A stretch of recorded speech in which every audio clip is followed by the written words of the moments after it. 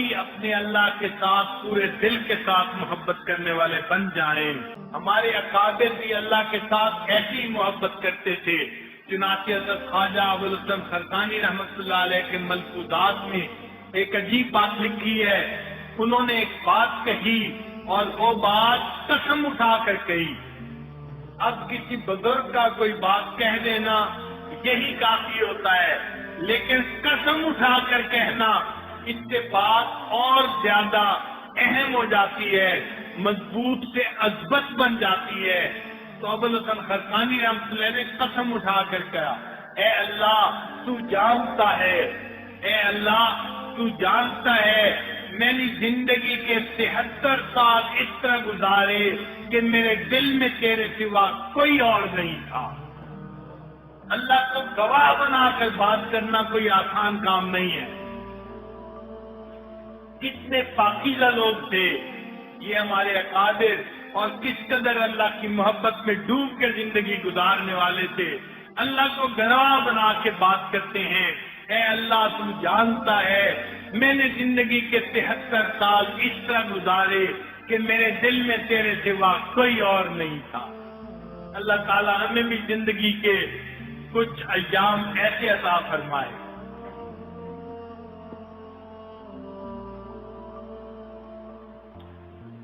ایک مرتبہ حضرت خواجہ بہاؤالدین نقشبند بخاری رحمۃ اللہ علیہ اپنے شیخ حضرت خواجہ امیر کلاب رحمۃ اللہ علیہ کو ملنے کے لیے تشریف لے گئے۔ چونکہ اس علاقے میں سردی بہت تھی تو رات کو آگ جل رہی تھی، اور امیر کلاب رحمۃ اللہ علیہ وہ آگ کے قریب بیٹھے ہوئے تھے گرمی لینے کے لیے۔ تو جب نقشبند رحمۃ اللہ علیہ نوجوان تھے وہاں گئے تو انہوں نے ایک یعنی صدری پہنی ہوئی تھی، جیسے چمڑے کی بنی ہوئی ایک صدری ہوتی ہے، جیکٹ ہوتی ہے، انہوں نے پہنی ہوئی تھی۔ یہ گئے تو شیخ نے فرمایا کہ نقشبند بہاؤالدین تم اس آگ کو بجھنے نہ دینا، اس کے اندر لکڑی ڈالتے رہنا۔ یہ لکڑی ڈالتے رہے، جب بندہ سردی کے موسم میں بھی آگ کے قریب رہے نا تو گرمی لگتی ہے، پسینہ آتا ہے۔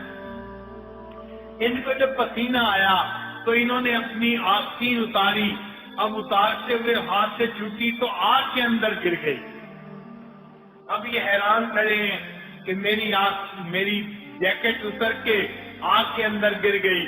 امیر کلال رحمت اللہ نے فرمایا بہاؤالدین جاؤ اور اپنی جیکٹ کو آگ میں سے نکال کے لاؤ۔